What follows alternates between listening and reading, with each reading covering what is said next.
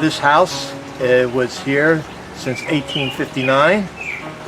When we first moved down, this was all grass, and my father came in and he planted tomatoes here.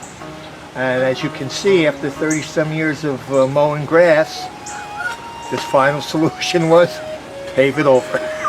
Gave the lawnmower to my son. Here you go. It's your turn. So then what I did here, being a Tai Chi instructor, and so what I've done is I decided to build out a courtyard so I could perform Tai Chi out here. And I've taught classes over the period of time.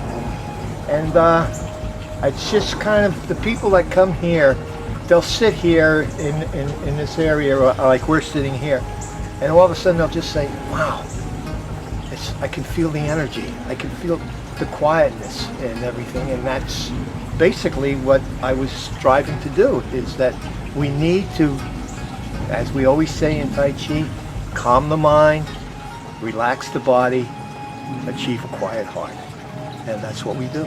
It's always evolving. It's everything. I'll come out here and I'll see something and it's never the same, which life should be like. Should never be the same. You know, you always have to change. You have to go with things, and that's what. And the thing about Tai Chi is that one of the things I love about it is my students. They come up to me and they go, "Ow, I never was able to do this before," or "I feel so much better, and I can do this, I can do that." And hey, you know, that's what Tai Chi is all about. This statue was designed and made by a former Keyport resident, Jerry Carlick. Jerry Carlick's father and family lived on Washington Street. Is a Buddhist goddess of compassion. She cries and prays for all the children of the world. Part of Tai Chi is wrapped up in the Taoist philosophy of life. And the Taoist philosophy basically is we live between heaven and earth. And this is it. This is our world, and we have to do the best we can. So when you're practicing this and you're studying it and you start to feel it, you feel the chi, your internal energy into you, and you get the calmness. So yeah, then that becomes part of the way you look.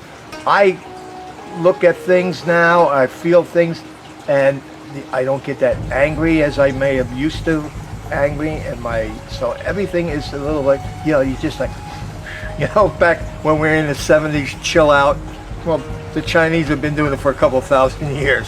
So I consider myself a spiritual gardener. Now, when I say that, I mean, I plant the flowers, it's up to God for them to live or die. So most of this garden, I have 7 children, but 2 of my daughters came down from Vermont and they helped me plant this thing. If this was pretty up to me with my abilities as a gardener, there would be all weeds out there. So I owe it all to them. And basically this is for the meditation, for the Tai Chi, but it enhances everything around you. When you have good surroundings around you, it's easier to get within yourself. You can have chaos around, but it takes you longer, harder to bring that in, to take it in and relax. So this here, just by coming out here with all this, it's just calms the mind. I can just come out here and get lost.